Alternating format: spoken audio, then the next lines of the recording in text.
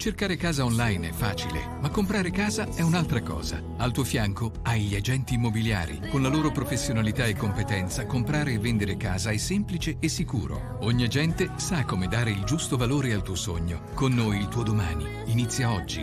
Agenti immobiliari, semplicemente di casa. FIAIP, Collegio Regionale del Friuli Venezia Giulia.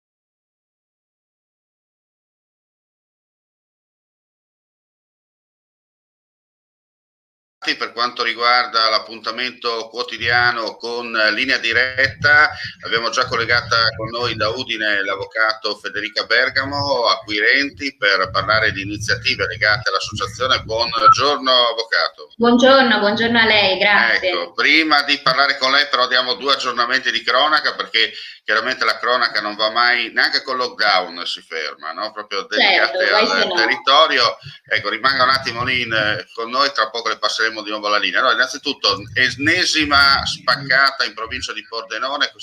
C'è una foto che ci è giunta via internet, perché è tornata in azione la banda della Ruspa. Hanno agito poco prima della mezzanotte in quel di Azzano Decimo, all'interno di un'area di servizio della distribuzione del carburante. Come potete vedere, le colonnine sono state divelte con l'utilizzo di una pala meccanica di grossa dimensione, chiaramente, e hanno praticamente ripulito tutto quello che era il denaro al suo interno. Sul posto stanno operando i carabinieri del Norma di Pordenone per le indagini, sotto osservazione chiaramente le immagini raccolte dalle telecamere di videosorveglianza. I danni sono ingenti, al momento non è stato ancora quantificato il bottino della rapina. Va detto che rispetto alle ultimissime, per quanto riguarda invece della rapina di ieri allo sportello bancomat dell'ufficio postale, praticamente pensate, in poco meno di 5-6 minuti hanno fatto tutta l'operazione, come avevamo documentato.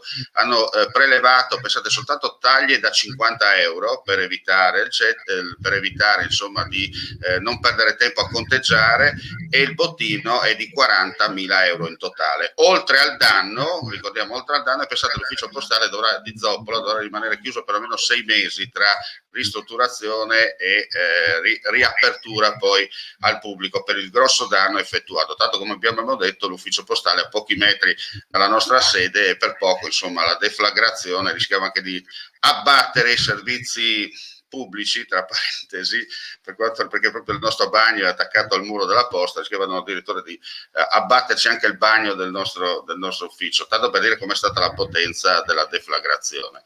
Parliamo di un'altra notizia. Poche ore fa, intorno alle 7:30, un incidente stradale, questa volta strada per Basovizza, angolo via Max Fabiani a Trieste, per un incidente frontale tra una moto che procedeva in salita e un SUV che svoltava verso via Fabiani. Il conducente della moto è stato preso in carico dal personale del 118 e trasferito a Catinara, ma per fortuna non è in pericolo di vita. Sul posto stanno operando la polizia locale di Trieste per i rilievi di legge, assieme alla seconda partenza dei vigili del fuoco del comando provinciale, sempre del capoluogo regionale, per quanto riguarda, insomma, la pulizia e la messa in sicurezza della sede stradale. Allora, torniamo con la seconda parte con il nostro ospite, dunque Federica Bergamo, acquirenti, il nostro appuntamento del venerdì. Allora, cosa ci racconta oggi di bello? Allora, guardi, avrei deciso di affrontare un argomento che abbiamo trattato qualche tempo fa e che riguardava una signora che è stata coinvolta in un sinistro stradale.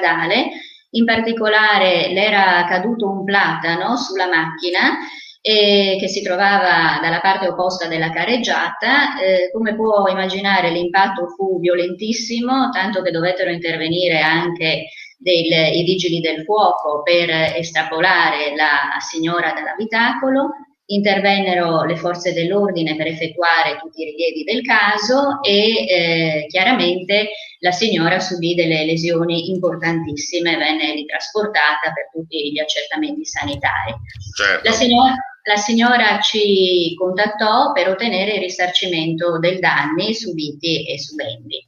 Quindi per prima cosa lo studio decise di contattare in questi casi i carabinieri per farsi rilasciare tutti i rilievi e la documentazione del caso, per analizzarli e per vedere che cosa avevano effettivamente verbalizzato. Dopodiché, una volta che abbiamo ricevuto la documentazione, decidevo di inviare una missiva a 2 enti e in particolare, poiché la strada coinvolta era una statale regionale, inviavamo una raccomandata alla regione quale ente proprietario della strada e anche all'ente che aveva la manutenzione di quel tratto stradale e che quindi aveva il compito di fare la manutenzione sui platani.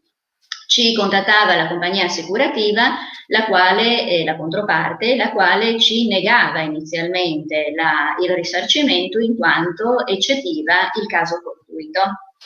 E quindi decidemmo, al fine di andare subito in giudizio, di far fare, sempre tramite l'associazione, una perizia, che fu molto importante, una perizia sull'albero da parte di un tecnico, da parte di un agronomo, che appunto scrisse nella sua perizia che al momento dell'impatto, dello schianto, l'albero versava in uno stato sanitario alterato, tale da comprometterne proprio la stabilità. E questo fu importante, diede una svolta alla definizione del sinistro, perché quello fu tra l'altro l'unico albero che cadde in quel tratto stradale e analizzarono anche le condizioni, analizzò il tecnico anche le condizioni meteorologiche in quella giornata, che non erano di particolare gravità. Quindi una volta che poi guarì la signora, la fecimo sottoporre a una visita medico-legale, che è sempre necessaria in questi casi per determinare il grado di invalidità permanente e temporanea, e quindi sempre lo stesso medico sottolineò, oltre al grado di invalidità, anche l'impatto dinamico-relazionale che il sinistro ebbe sulla signora, nonché il mancato guadagno, che è un elemento da tenere sempre presente in questi casi, perché ovviamente la signora, nel caso di specie, era un agente di commercio e quindi chiaramente non ha perso il guadagno, perché per tutto il periodo in cui è stata in ospedale non ha potuto lavorare e poi durante la guarigione ha potuto lavorare solo limitatamente da casa, quindi con un notevole mancato guadagno, che poi è compito ovviamente dell'avvocato cercare di far risarcire. Interpellata, il sinistro si concluse definitivamente in via transattiva e la signora fu molto soddisfatta, perché ottenemmo un risarcimento cospicuo nel caso di specie e ovviamente possiamo tutti immaginare che fu difficile risolverlo in via transativa, però ovviamente il guadagno c'è, perché si guadagna in termini di tempo, come tutti sappiamo, in termini di costi, e si evita ovviamente l'alea del giudizio, che non è da poco. Dal punto di vista giuridico, che cosa si è analizzato in questo caso? 2 aspetti abbraccia l'argomento, direi, e 2 tematiche fondamentali: la responsabilità oggettiva da una parte e il tipo di danno risarcibile dall'altra. Per quanto riguarda la responsabilità oggettiva, che cos'è la responsabilità oggettiva? La responsabilità oggettiva prevede che il danneggiato dimostri solo di aver subito il danno e che questo danno sia stato cagionato dal comportamento del soggetto dal quale si pretende il risarcimento. Tra le ipotesi proprio di responsabilità oggettiva rientra il nostro caso. Infatti il nostro caso è disciplinato dall'articolo 2051 del Codice Civile, rubricato danno cagionato da cose in custodia, il quale come cosa recita? Recita che ciascuno è responsabile del danno cagionato dalle cose in custodia, salvo che provi proprio il caso fortuito. Quindi questo che cosa significa? Che c'è una presunzione di responsabilità, di colpa nei confronti del custode, cioè chi è il custode? Colui che ha il potere e il dovere di vigilare e di controllare sulla cosa affinché questa cosa non rechi danni a terzi. Quindi il custode che cosa deve fare per potersi liberare dalla responsabilità? Per potersi liberare dalla responsabilità deve solo dimostrare la sussistenza di una causa autonoma dell'evento dannoso, o cioè la non imputabilità, proprio il caso fortuito. Certo. E tra gli eventi che sono riconducibili al caso fortuito rientrano anche le condizioni atmosferiche, e proprio per questo le avevamo analizzate molto bene, perché se in quella giornata fosse stata una giornata con un vento e una pioggia eccezionale, chiaramente il controparte poteva provare facilmente il caso fortuito, ma questo l'avevamo escluso con due elementi, sia guardando appunto le condizioni meteorologiche che non erano di particolare gravità, e sia ci ha aiutato il fatto che il platano malato, tra l'altro nel caso di specie, come era emerso dalla perizia, era stato l'unico che aveva colpito la signora in quel tratto stradale. E, tra l'altro, sul punto la Cassazione ha precisato una cosa importante, che addirittura, per capirci, la dichiarazione dello stato di calamità naturale non è di per sé un evento eccezionale e imprevedibile. Questo che cosa significa? Che l'eccezionalità e l'imprevedibilità devono essere sempre dimostrati e provati in modo specifico. Chiaro. Quindi l'ente è quello che comporta, che va detto insomma anche per i non addetti ai lavori, avvocato, è quello di dare anche un messaggio chiaro, no? Nel senso che se non c'è la prevenzione in questo caso su una strada statale piuttosto che una strada regionale, via dicendo, se non c'è la prevenzione non possiamo dare colpa al temporale se l'albero cade in strada mentre tu passi con la macchina. Bravissimo, esatto. Questo è proprio il messaggio che si deve dare, esattamente. Quindi l'ente, il custode, alla fine l'ente e il custode di una strada, che cosa devono fare per dimostrare devono dimostrare di aver adottato tutte le misure necessarie per prevenire che la cosa custodita possa rappresentare una situazione di pericolo per l'utente, oppure devono provare che l'ostacolo fosse, in questo caso, fosse prevedibile, diciamo, e visibile. Guardi, per questioni di lavoro e non giro parecchio in Friuli Venezia Giulia, e molto spesso segnaliamo anche noi attraverso i nostri servizi con Friuli TV, segnaliamo anche gli stessi nostri utenti, insomma ci inviano foto eccetera di situazioni un po' a rischio, come si dice, no? Con arbusti non potati in maniera corretta, o addirittura alberi che stanno franando sulla strada perché stanno andando a miglior vita, come si dice in questi casi, e via dicendo. Poi succede il sinistro in quel posto e, come lei ha detto, insomma bisogna poi appellarsi a tutta una serie di concause perché la vittima, tra parentesi, sperando non vittima intesa come persona deceduta, ma coinvolta nel sinistro in questo caso, abbia il suo risarcimento danni, perché va a rischio di avere oltre al danno la beffa, no? Esattamente. Infatti qui era emerso in modo chiaro che chi aveva la manutenzione di quel tratto stradale non aveva fatto un'adeguata manutenzione, e quindi è corretto che debba risarcire il danno a chi l'ha subito. Inquadrata poi la responsabilità oggettiva, passerei all'altra fattispecie che va analizzata nel caso di specie, che è il danno risarcibile. Per quanto riguarda la questione del danno si potrebbe parlare tantissimo, però diciamo che, poiché non abbiamo molto tempo, direi che la tipologia di danno... Giustamente come lei sottolinea, il danno poi va in base diciamo così, alla personalizzazione, no? Perché non è che è una roba standard. No, assolutamente. Infatti, ovviamente ogni caso è a sé, non si può mai standardizzare la cosa, quindi va analizzata sempre nel caso di specie. Il danno si divide in danno, per chi ovviamente non lo sa, in danno patrimoniale e in danno non patrimoniale. La distinzione è notevole perché mentre il danno patrimoniale è un danno che è atipico, quindi deve essere risarcito in tutti i casi, senza predeterminazione di legge, invece il danno non patrimoniale è un danno tipico, cioè deve essere risarcito solo nei casi espressamente previsti dalla legge. Certo.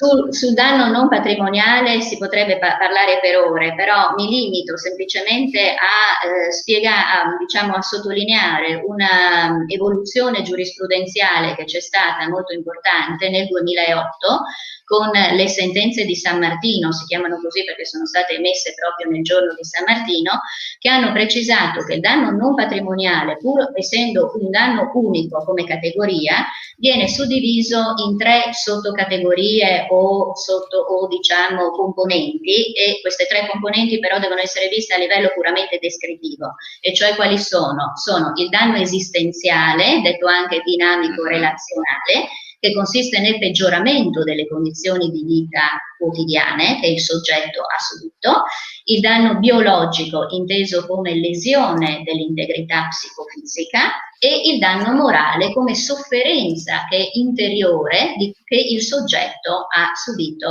a seguito della lesione. Chiaramente ai fini del risarcimento la sussistenza del danno deve avere una importanza, quindi deve esserci una sussistenza di un pregiudizio di un danno meritevole di tutela. Nella liquidazione poi del danno, e questo anche le Cassazioni lo sottolineano molto bene, non devono farsi duplicazioni, quindi è importante che insomma si analizzi il caso specifico e se il soggetto ha subito un danno morale di particolare gravità venga quantificato, ma bisogna stare molto attenti a non effettuare delle duplicazioni. Quindi nel caso di specie, per tornare a noi e per far capire alle persone in che cosa poi alla fine il danno si somma, che cosa contiene? Contiene il danno patrimoniale, quindi la macchina, l'auto della signora che era stata rottamata, quindi si guarda il valore commerciale dell'auto, gli oggetti che aveva lesionato all'interno dell'abitacolo sono stati risarciti correttamente, vestiti, computer e quant'altro. Il mancato guadagno, quindi il danno emergente che deve essere, come dicevamo prima, quantificato, e tutto il rimborso delle spese mediche, ovviamente, che la signora nel caso di specie aveva sostenuto. Per quanto riguarda invece il danno non patrimoniale, l'avvocato, una volta che ha la relazione medico-legale che quantifica l'invalidità temporanea e permanente, la traduce in denaro con l'applicazione delle cosiddette tabelle di Milano, insomma ci sono dei criteri, e viene quantificato e appunto questo poi, l'insieme di questo costituisce appunto il risarcimento del danno. Certo. Che comprende quindi il danno all'integrità psicofisica, il danno biologico e il danno morale.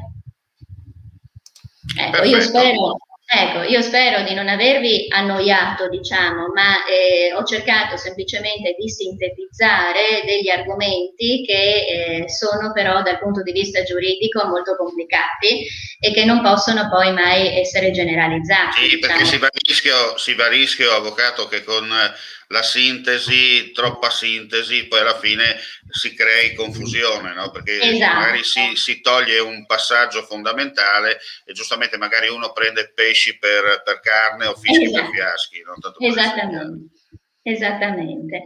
Bene. Quindi, ecco, diciamo che niente. No, prego, finisca pure. No, dicevo che nel caso di specie abbiamo trattato in particolare la responsabilità oggettiva, però poi, per esempio, qualora la signora avesse stipulato un contratto tra le parti, si può parlare di responsabilità contrattuale, quindi diciamo che l'ambito della responsabilità è talmente ampio che veramente richiederebbe moltissimi appuntamenti, insomma. Certo.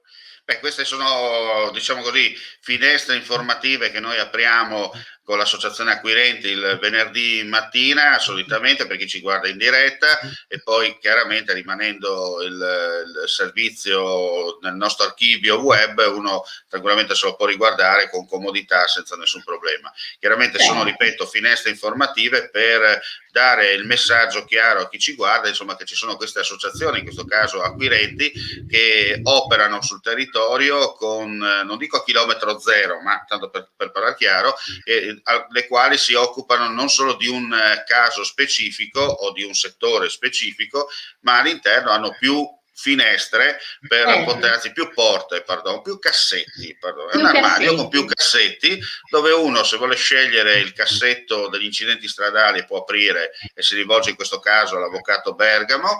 Se vuole aprire invece il cassetto dedicato alle iniziative sociali, ci sono altri vostri referenti sul territorio e via dicendo. Insomma, un qualcosa di particolare e un servizio offerto al pubblico per quanto riguarda, insomma, i vari problemi e le varie casistiche e via dicendo che accadono quotidianamente in Friuli Venezia Giulia, non solo, perché ricordiamo che l'associazione acquirenti opera in tutto il territorio nazionale, isole comprese.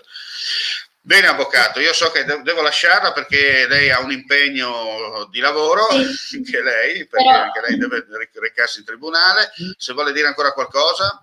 No, io la ringrazio molto e spero di rivedervi. Bene, noi per quanto riguarda l'associazione acquirenti diamo appuntamento a venerdì prossimo, sempre nella mattinata 9 o 10:30, in base insomma agli impegni, per parlare di altri argomenti e iniziative che l'associazione ha svolto o addirittura poi terrà nel corso dei giorni a seguire. E per quanto ci riguarda, con l'informazione torniamo alle 14 con linea diretta giorno, notizie, e anche qui avremo uno speciale molto importante perché ci riguarda direttamente.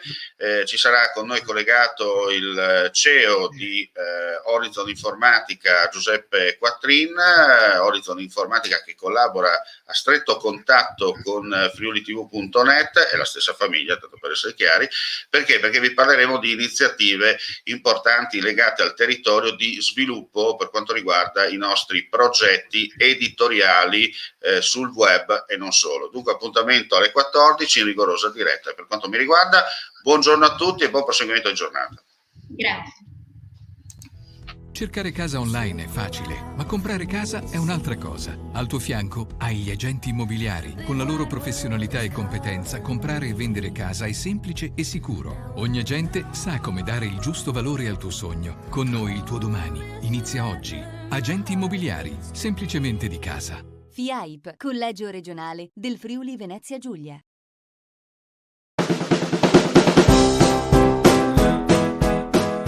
Claudin, il nuovo locale alla moda, nato a Cormons, dove la tradizione, il servizio e la qualità si fonde in un unico progetto, Claudin. In via Friuli, incastonato lungo il viale d'accesso alla capitale del Coglio. Aperto dal mercoledì al lunedì, il martedì si riposa dalle 7 alle 14 e dalle 17 alle 23. Claudin, locale per palati fini e buongustai, dove si mangia, si beve e si respira bird, Coglio e quei. Sono Claudia Azzano, la titolare, e vi aspetto per le mie specialità. Cosa aspettate? Claudin, food, wine, music e sei in pole position.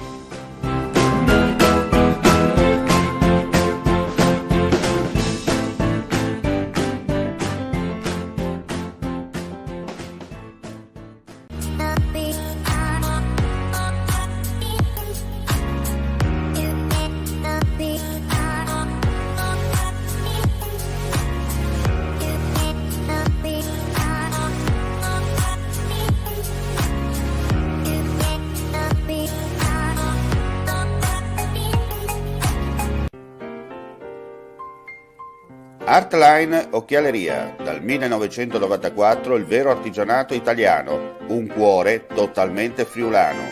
Quando il Made in Italy è vero Made in Italy. Artline Occhialeria, a Forni di Sopra, www.artlineocchialeria.com.